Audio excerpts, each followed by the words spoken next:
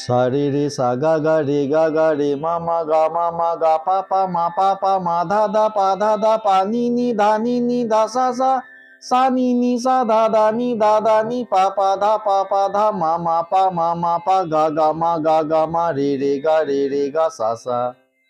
এটি একটি দাদরা তালের পাল্টা। এটা প্র্যাকটিস করতে পারলে দাদরা তালটাও আয়ত্তে এসে যাবে অনেকটা, এবং দাদরা তালের সঙ্গে মানে তালের সঙ্গে পাল্টা কিভাবে করতে হয় সেটাও আয়ত্তে এসে যাবে।